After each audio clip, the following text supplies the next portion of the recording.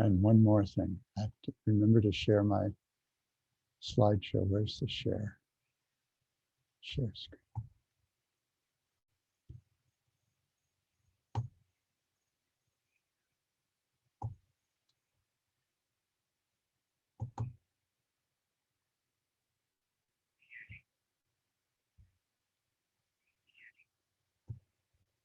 Okay, I hope you can see the slideshow. Oh, now I can't.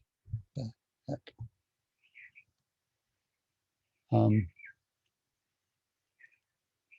If that's not the case, somebody shout at me. Let me know.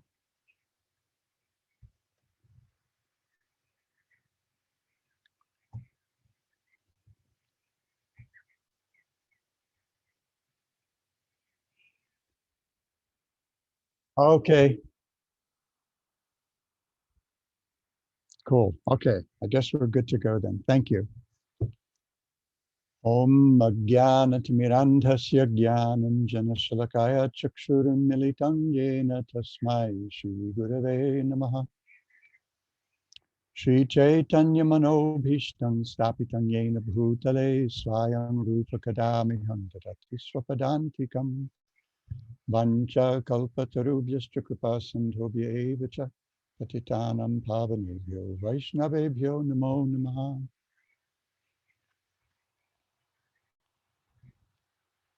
Oh, look, there's Hari Lila, my old friend.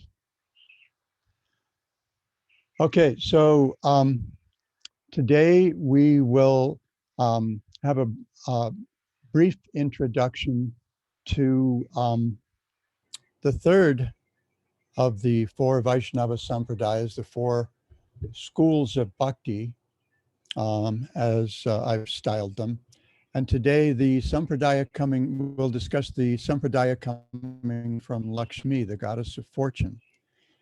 Okay, now slideshow's not playing.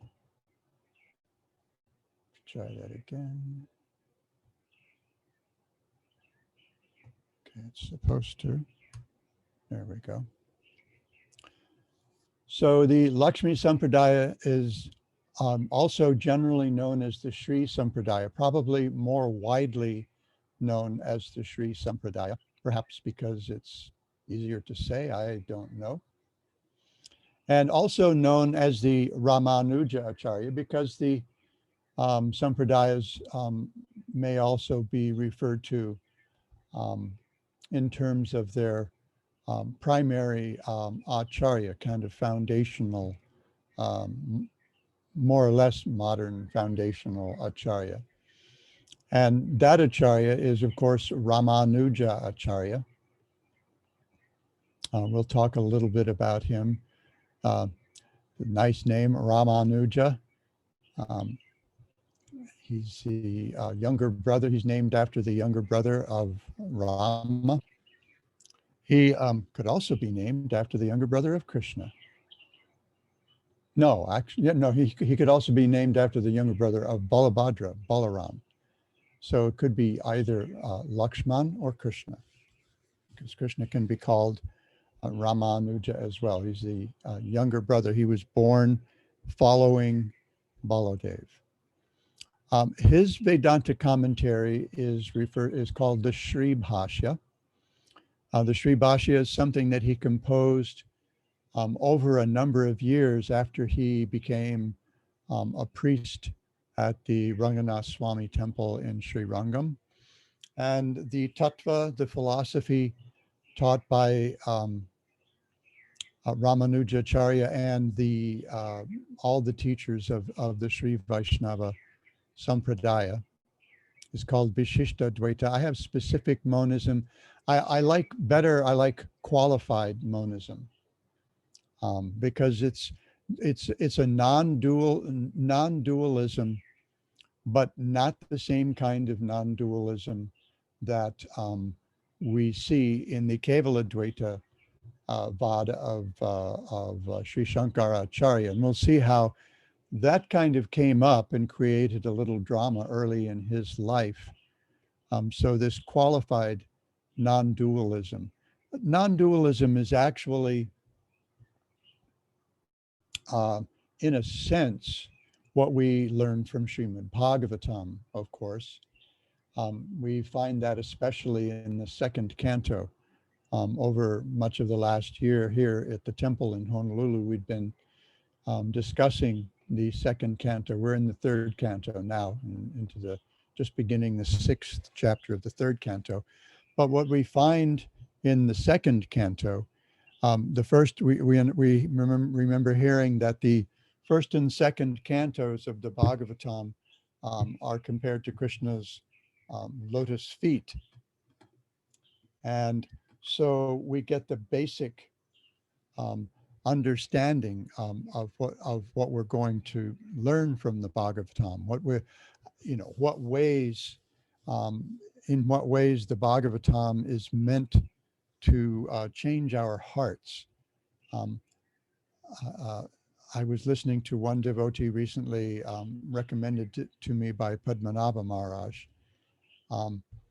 And I just listened to his talk once. I'd probably have to go back and listen again. There was a devotee named Tamal Krishna who uses his civil name, Tim Kenty, publicly.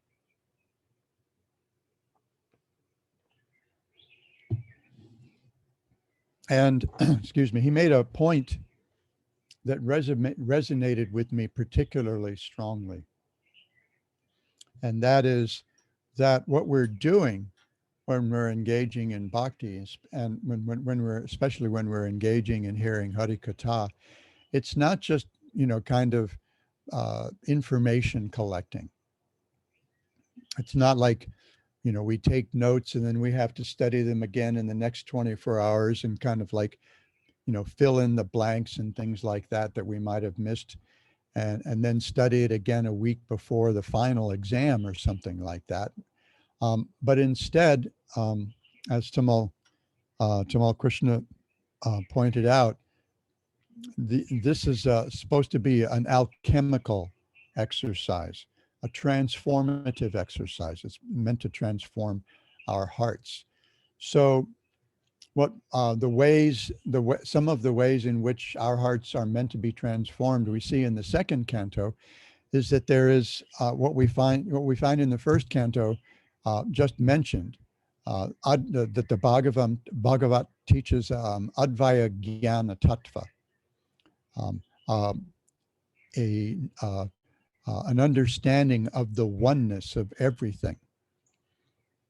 But it's a dynamic oneness, because we see in that same verse, Tattvam Yajnanam Advayam Brahmeti Paramatmeti Bhagavaniti Shabdite. So that oneness, that oneness exists simultaneously with, here we see a very broad and deep diversity among the different ways of understanding the absolute truth. The absolute truth can be seen as Brahma, the undifferentiated spiritual ness, I guess, spiritual existence. And then Paramatma is the manifestation of the absolute truth for dealing with the material world and the jivas who are caught in the material world. And then Bhagavan, who is Krishna himself, who also, this is a very dynamic thing, as we know. It's not just Krishna, or it's not just Narayana, or not just Vishnu, but there are so many features of the Lord, so many avatars for this world, and so many features even in the spiritual world. We've got, at least 24 configurations and different names for the Lord on different Vaikuntha planets, according to where in his four hands he's holding the four symbols, the conch, disc, lotus, and club. So the oneness, the monism, the non-dualism that's taught by the Bhagavat school and the Sri Vaiṣṇava tradition is very firmly in the Bhagavat school, is this qualified non-dualism. In other words, it's qualified in a couple of ways. And this thing is, and we'll talk about that in just a couple of minutes. I want to go over a couple of slides that I have for each of these Sampradāyas. This reminder from the Garga Samhita that these 4 Sampradāyas have been manifest out of the Lord's mercy. And these acharyas, Vishnu, Swami, Madhva, Ramanuja, and Nimbarka, appear as portions of Vamana, Brahma, Ananta, Anantashesha, and Sanat Kumar, respectively, and that they firmly establish these 4 authorized, these 4 empowered spiritual channels of disciplic succession, so that the Lord's teachings can come into the material world and effect, bring about this transformation of heart, and that any teaching that has any real value needs to come through one of these disciplic successions. And then again, our verses from Bhaktivinoda Thakur's Sri Navadvip Tam Mahatmya, where he explains that he will draw from each of the Sampradāyas 2 particular qualities, 2 particular teachings. So he says of the Sri Sampradāya, Ramanuja hoite loi duisar, ananya bhakati bhakta jana seva ar. So from Sri Ramanuja, I will accept exclusive devotion. And by this we mean exclusive devotion to Vishnu and service to the devotees. So Vaiṣṇava Seva is a very prominent feature of the Sri Sampradāya. Then I have a couple of quotations, as I have been doing, from Srila Prabhupada. One is from a Bhagavatam lecture given in 1976 in Mayapur, where he says, the Ramanuja Sampradāya, they're called Sri Sampradāya. They worship Laksmi Narayana. Everybody worships the Lord and his potency, spiritual potency. Just like we worship Radha Krishna, similarly, the Ramanuja Sampradāya, they worship Lakshmi Narayana or Sita Ram. And then a quote from Chaitanya Charitamrita purport. It's Adi Leela chapter 7. This is Lord Chaitanya in 5 features. Thus, Srila Prabhupada says, although the energies of the Supreme Personality of Godhead interact within the cosmic manifestation, each of these energies keeps its separate individual existence. Merging in the material or spiritual energies, therefore, does not involve loss of individuality. According to Sri Ramanujapada's theory of Viistadaita-vada, although the energies of the Lord are one, each keeps its individuality, Vaishishthya, and thus the name Viistadaita-vada. There is that qualification, that acknowledgement of spiritual qualities of the different energies. And at the same time as they're identified with the Lord. So as Srila Prabhupada points out in other places, it's actually not so far off from Lord Chaitanya's Achintya Bheda Bheda Tattva, which we will discuss more next week. And then there is one more quotation. This is a little longer one. I've abridged it a little bit. This is a letter to I don't remember the gentleman's name. His last name was Chakravarti. And he had just published a book that had been written by his father about Viistadaita-vada. And so Srila Prabhupada, and he had made a gift of that book to Srila Prabhupada. So Srila Prabhupada is writing to acknowledge the gift and express his gratitude.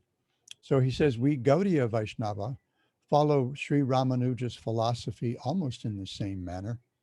Sri Chaitanya Mahaprabhu gives the identification of Jiva's soul as the eternal servant of Krishna and is situated as the marginal potency of the Lord based on the philosophy of Achintya Bheda Bheda Tattva. This is almost similar to Viistadaita-vada.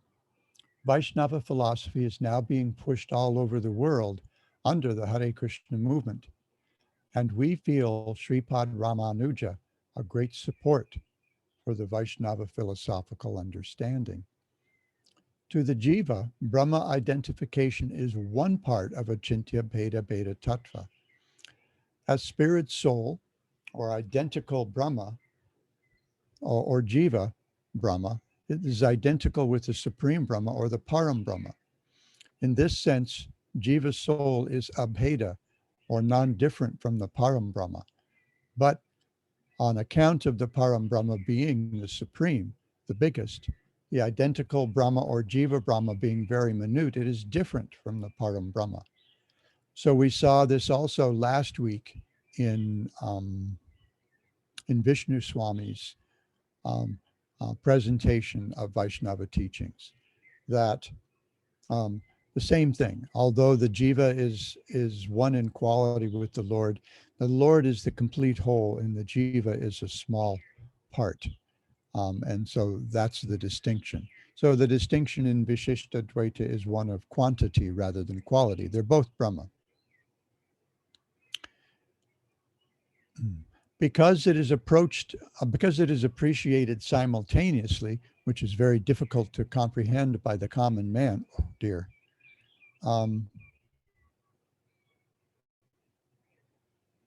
Okay, I'm going the wrong way here. Because it is appreciated simultaneously, which is very difficult to comprehend by the common man, this philosophy is called Achintya Bheda Bheda Tattva, inconceivable. This is supported by the Katha Upanishad. Nityo Nityanam Chaitanas Chaitananam Eko Bahunam Jo Vidadhati Kaman. This is almost similar to the Viistadaita-vada. So far, I am personally concerned, following in the footsteps of my Guru Maharaj, Srila Bhaktisiddhanta Saraswati Thakur Prabhupada, we accept the principles of all the acharyas, although officially we belong to the Madhva Sampradāya. Our Sampradāya is known as the Madhva Gaudiya Sampradāya. We find great shelter at the lotus feet of Sri Ramanuja Acharya because his lotus feet are the strongest fort to combat the Mayavadi philosophy. So we see here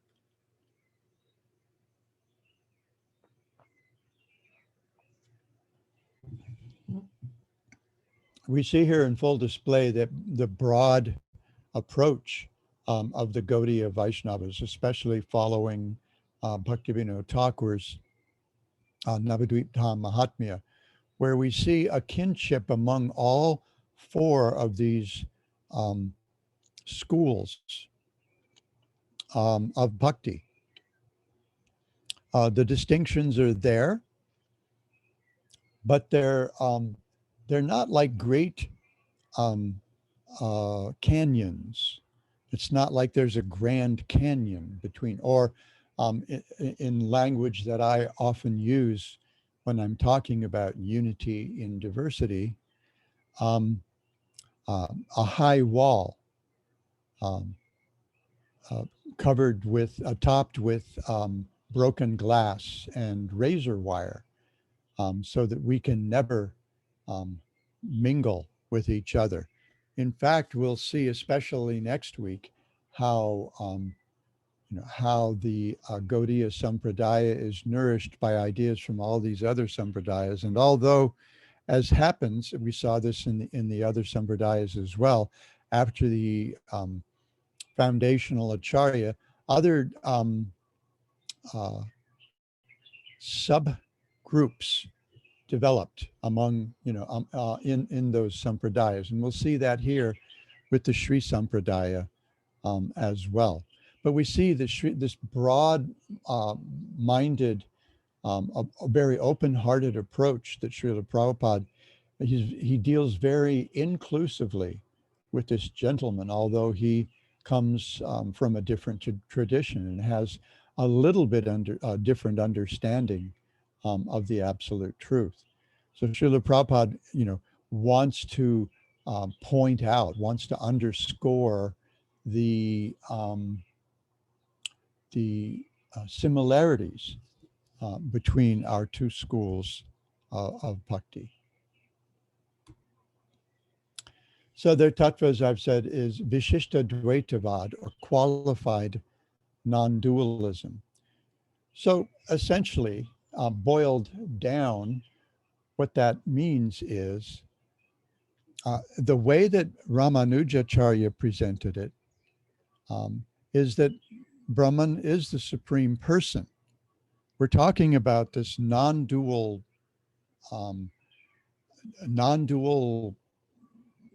substance as we see it in Prabhupada's language in the Bhagavatam. But I'm not sure substance is I don't know if there is a great word. Being, entity, the absolute truth. And as we'll see, Ramanuja originally was studying the Advaita-vada of Shankaracharya, but he didn't find it satisfying at all. So there developed a growing tension between him and his guru, and he was trying to explain that that oneness isn't the whole story, but that Brahman also is personality, and he has qualities such as intelligence, truth, and the infinite, and that supreme person is in fact the source of all good qualities. It's not just that he possesses qualities, but he is actually the source of those qualities. And we identify very much with that. So one of the examples we use is the ocean and the drop of ocean water. They're made of the same substance. So this is very much following Ramanujacharya's presentation. That the Supreme Person and the jivas are made of the same substance, but the Supreme Person is the ocean of all the qualities that the jivas have, and the jivas are just little samples, very small samples. So although the Supreme and the jiva are one in quality, they're both Brahman. They're not identical in quantity. The jiva is a small particle of the Supreme with a relationship of something like the part of a body to the whole. This is also another way that it's discussed among Gaudiya Vaishnavas as well as among the Sri Vaishnavas. Among his Ramanuja's teachings, among the teachings of the Sri Sampradāya, is that all jivas can aspire for moksha and attain moksha. The Madhva Sampradāyas we'll see next week when we wrap up. Madhvacharya taught that there are some souls that are eternally conditioned, and by that means eternally on both ends, and others that are eternally liberated. So that's, and then we'll see how the devotees associated with Sri Chaitanya Mahaprabhu diverged from that. But Ramanujacharya agreed more with Shankaracharya that all jivas can attain moksha. So this is an aspiration that we, that we may entertain in our lives.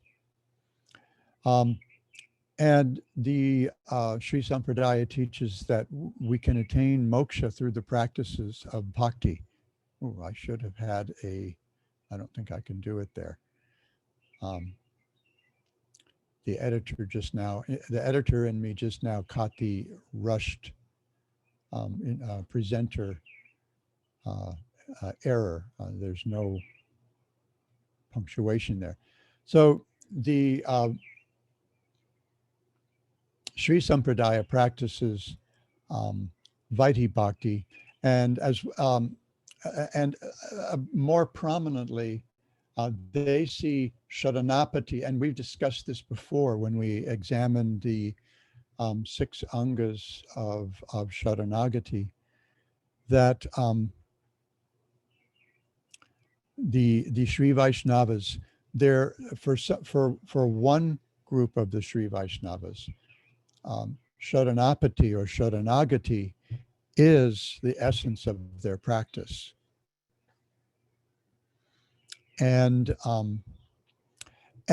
the predecessor, the teachings of Viistadaita-vada really started to become prominent in about the 7th century of the Common Era, and became more recently further developed by Natamuni, and then by Jamunacharya.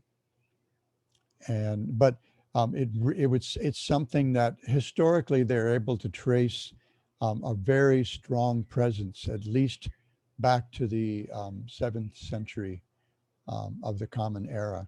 And so, even, by our modern standards, that's quite old. Now, we saw with the Vishnu Swami Sampradāya that it went back to the time of Krishna's grandson.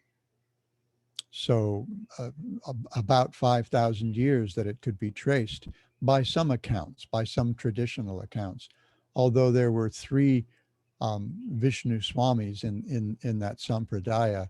And so some people get a little confused by that and say that it started in the 7th century or it started in the 11th century. But here it's more recent, but still quite ancient as it emerged as this Viistadaita-vada.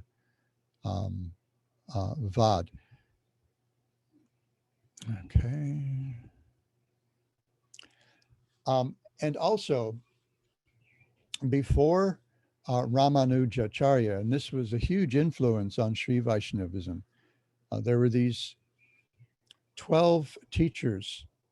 Some places, when you want to find out about them, generally you often find they're like 7th and 8th century, but some sources will say that between the 5th and 9th century, there were these 12 mystics, including a woman, who kind of revitalized, the Bhakti teachings in the Sri Sampradāya and throughout South India, especially in the Tamil-speaking region. So the Alvars are kind of antecedents to Yamunacharya and Ramanuja Acharya as well. And theirs was a mystic tradition, a mystic approach, and it was very intensely Bhakti influenced. And much of their poetry is still around today. I haven't read a lot. I've read some here and there, but it's not something that I've had a chance to study yet, although I do have some interest in doing so. Only time is separating. So we have our more modern foundational Acharya in Ramanuja Acharya. These are 2 images that you'll see frequently. On the right is a more modern representation of Ramanuja Acharya worshiping his Thakurji Ranganath Swami at the Sri Ranga temple. And this is Lord Vishnu lying on Ananta Shesh being attended by Laksmi. His feet are being massaged by Laksmi. The image on our left is an image of Ramanujacharya that was fashioned immediately after his passing at the place of his interment at the Ranganath Swami temple in Sri Rangam. And he is the only person who's actually interred there at the temple. And just above the place where he was placed in samadhi, they constructed this plaster murti of Sri Ramanuja Acharya. And they renew this image with, I can't remember, something that includes saffron, which accounts for the kind of bronzy color of this particular murti. And as we can see, he's very much a traditional Vaiṣṇava sannyasi, carrying a tridanda, a staff made out of 3 rods, symbolizing the sannyasi's dedication of kaya, mana, and vak, our body, mind, and speech, work, thoughts, and words, to the service of Lord Vishnu. So he appeared in the early 11th century of the Common Era. Most will tell you, I think most traditional accounts will say either 1015 or 1017 in a village called Sri Perumbudur in Tamil Nadu, which is near the modern Chennai.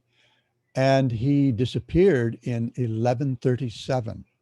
So Ramanuja had quite a long life, about 120 years. So we can think of him as 11th and 12th century Acharya. Quite a long life, and he was able to accomplish a lot in that life. As I mentioned before, he was originally educated in Advaita Vedanta at the ashram of a teacher named Yadava Prakash. And over the course of his studies with Yadava Prakash, his disagreement with Yadava became more and more pronounced. And eventually, at one point, Yadava Prakash cooked up a scheme to kill his student Ramanuja, who wasn't known as Ramanuja. His name slips my mind at the moment. And he was able to escape that by being warned by another friend who had overheard the plot. And Ramanuja just couldn't accept the idea that the absolute is devoid of qualities, that the jivas are identical in every way with the undifferentiated Brahman, and that liberation means becoming the whole Brahman. In other words, becoming God, as we have our sort of almost caricatured version of the teachings of Shankaracharya. He later accepted initiation from a devotee named Mahapurna, who is often accepted as a disciple of Jamuna Acharya. There are different accounts of the timeline when it comes to the appearance of Jamuna Acharya and Ramanuja Acharya. By some of the traditional accounts, some of the traditional, what would we call the hagiographies, religious biographies.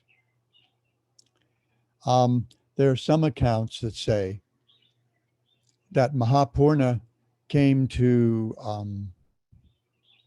Kanchipur to bring Ramanuja to Yamunacharya to accept initiation from him, but that he had disappeared by the time he got there. And there's this traditional story where Ramanuja says that because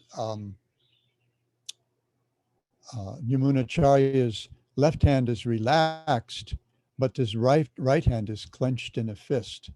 And so Ramanuja says that Yamunacharya wants him to do 3 things. And one was to write a commentary on the Vedanta Sutra, and a couple of other things. And as he named each one of them, Yamunacharya's, through each one of Yamunacharya's fingers relaxed, so that all his hand was relaxed at the end of this, and everyone accepted Ramanujacharya as Yamunacharya's natural successor. However, some scholars say that Yamunacharya was a couple of generations before Ramanujacharya, and they were actually separated by time, and that Mahapurna initiated him as a Sri Vaiṣṇava, initiated Ramanuja as a Sri Vaiṣṇava, and engaged him as a priest at the Ranganath Swami temple at Sri Rangam. And that Ramanuja's, although he had already become very popular, even as a student of Yadava Prakash, which was one of the reasons that, he was becoming progressively popular with people, particularly over his disagreements with Yadava Prakash about the nature of the absolute truth. And so anyway, that Mahapurna trained him and helped establish him as the main acharya at that time in the Sri Vaiṣṇava line. So he served as a priest there at Sri Rangam, traveled around. He reformed the temple complex in a number of ways there, and established other centers of learning and other Sri Vaishnava temples around India. He traveled quite extensively in his long life and did a lot of teaching. And he also wrote a number of works. One is his Vedartha Sangraha, which is a summary of the meaning of the Vedas. Of course, his Sri Bhashya, his commentary on the Vedanta Sutra or Brahma Sutra, a work called Vedanta Sara. Sara means essence. So this is the essence of Vedanta. Another called Vedanta Deepa, shedding light on Vedanta. He wrote a commentary on the Bhagavad Gita called, of course, Gita Bhashya. And he wrote 3 different poems of surrender about Saranagati or Sharanapati. So together they are called Gita Trayam, and they're prose poems. I haven't seen them, although I'm quite curious.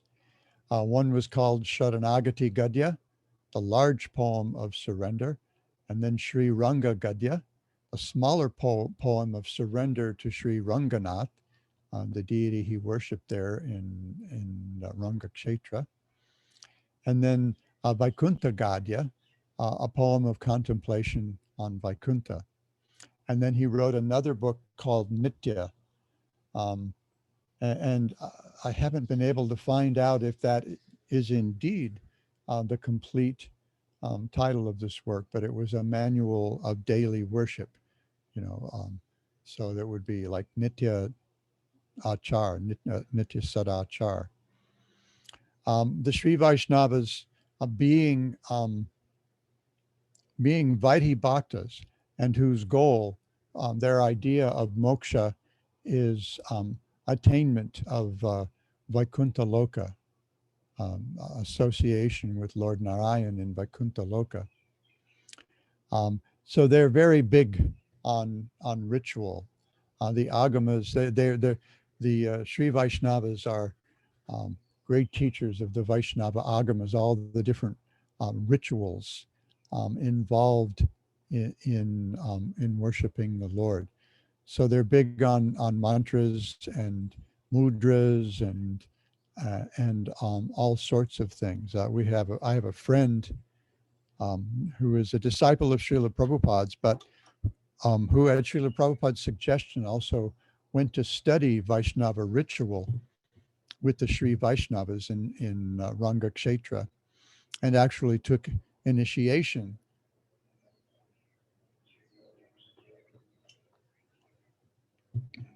Pardon me. Took initiation into the Sri Sampradāya, and he's actually a teacher of Vaishnava agamas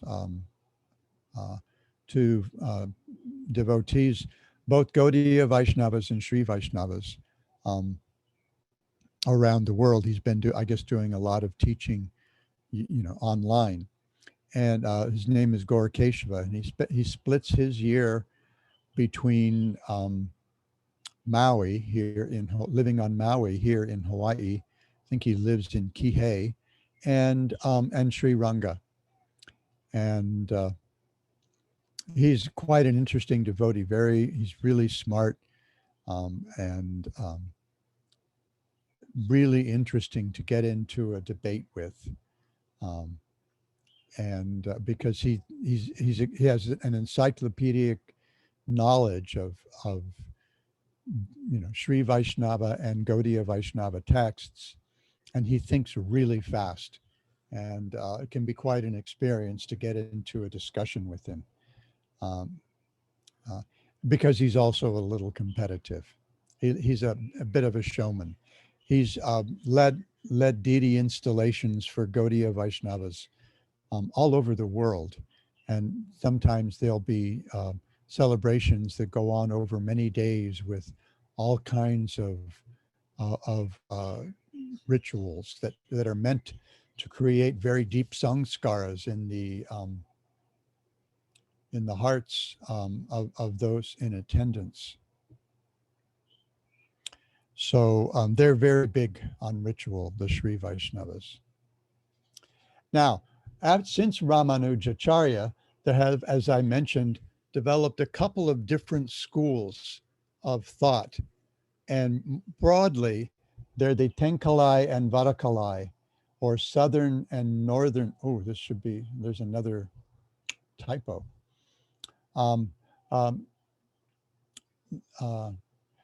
Some people refer to this as a schism.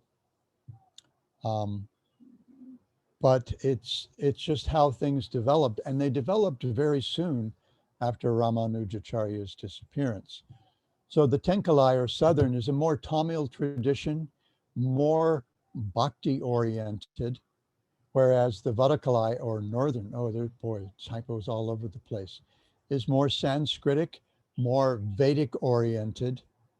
So they're very much, into Vedic style rituals. And each of these approaches, they have a different way of seeing the attainment of liberation. The Vadakalai, or the Northern Sri Vaishnavas, being more Sanskritic and more Vedic in orientation, they have what's called the monkey orientation, after the way a mother monkey carries the baby monkey. And that is that the baby monkey has to hold on. So it's very much about, our effort, being able to dedicate ourselves to the engaging in the rituals, and it's sort of a salvation by works kind of a thing, I guess, in some sense. Whereas the Tenkalai, or Southern, the Tamil or more Bhakti oriented Sri Vaishnavas, their approach is called the cat approach, after the way the mother cat carries the baby. And that is that the mother does all the work. The kitten is completely dependent on the mother. So we know, we've given the example in other contexts of how the mother cat carries the baby, carries her kitten in her mouth, as opposed to the way she might carry a mouse in her mouth. And when she carries the kitten, it's, it comes from a place of love, as we say, and it's very gentle, and the kitten feels very safe in its mother's mouth, whereas the mouse doesn't. So they have this monkey and cat approach. And so in some ways, they're very different. Their tilaks, also the tilak marks on their foreheads may also be a little different.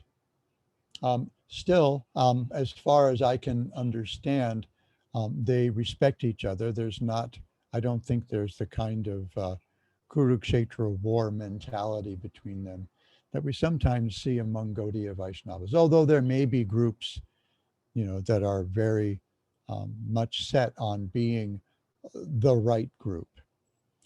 Our approach is kind of a fusion of the two, as I understand it, that we make an effort to make ourselves available for grace when it presents itself. And our exemplar there is Mother Yashoda during the Damodar Lila, where she keeps making her effort, and she's trying so hard, finding so many pieces of rope, first around her house and then at her neighbor's house. And goodness knows, they're cow people. So everyone has plenty of rope. And she keeps attaching more rope, and she comes up 2 fingers too short every time. And we understand from our acharyas that those 2 fingers stand for effort and grace. So we embrace both. We would acknowledge both the monkey approach and the cat approach. We honor them both. Now, in our day,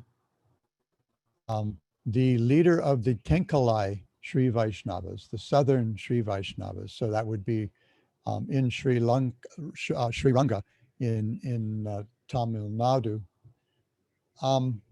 is a gentleman named Chinnajiyar Swami. And he has actually traveled in the West. I have friends who've met him. They met him at the Denver ISKCON Center some years ago at Janmashtami time. And they found him to be quite a learned, open-hearted, and learned, open-hearted, and warm person. Very, he was very respectful of the Gaudiyas, the way of doing things at the ISKCON temple. Of course, the ISKCON temple in Denver, the leadership there is a little broad-minded. My friends, Tushta Krishna and his wife, Brinda Sundari, are very bright, energetic, open-hearted, warm, just lovely devotees. And even I was made to feel very welcome when I visited that temple. They asked, I was instructed to give 7 classes in maybe a 4-day visit. So it's quite a broad-minded temple. And however, although on the day that we observed Janmashtami, Chinnajiyar Swami and his Sri Vaishnava followers from the Denver area came to the Denver Hare Krishna temple and observed Janmashtami there. Their date, according to their calculations, was the following day, and they observed it in the home of one of the Sri Vaishnava members of the community, in a somewhat different way from what we're accustomed to. But my friends Indranuja and Lalita Saki, who are our friends here in our Sri Chaitanya Sangha, they found Chinnajiyar Swami to be quite a wonderful devotee. And that I was very happy to hear that, because one of the points that I wanted to make with our presentations is, as I mentioned at the beginning of each of the sessions, is the kinship, the sense of identity, at least to some extent, among these 4 schools of Bhakti. And so that is what I had to say about the Sri Vaiṣṇava Sampradāya today. Oh, everybody's already able to unmute themselves. I thought I muted all, but I must have missed that. And I'm going to change oh, here we go. Now I can see everybody. Oh, I can see who's here anyway. I get to see Martin and Dr. Prema's pictures. So I don't know if we'll be able to make it happen so that devotees can make some comments or ask some questions or something if you like. We can do that. Otherwise, if somehow or other I'm not able to make the technology work so that we can do that, questions and other further discussion can, oh, I never started my video. Somebody's going to complain to me about that. Okay.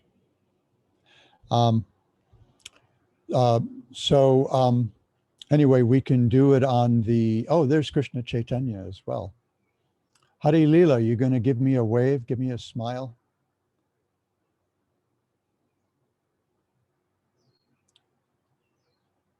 She's a little reserved sometimes, so maybe not. Anyway, so any further discussion, we'll also be able to have that. Where do we do that? In the Tattva Viveka group on Facebook? But some discussion may also come up in the Sri Chaitanya Sangha page where this will be posted.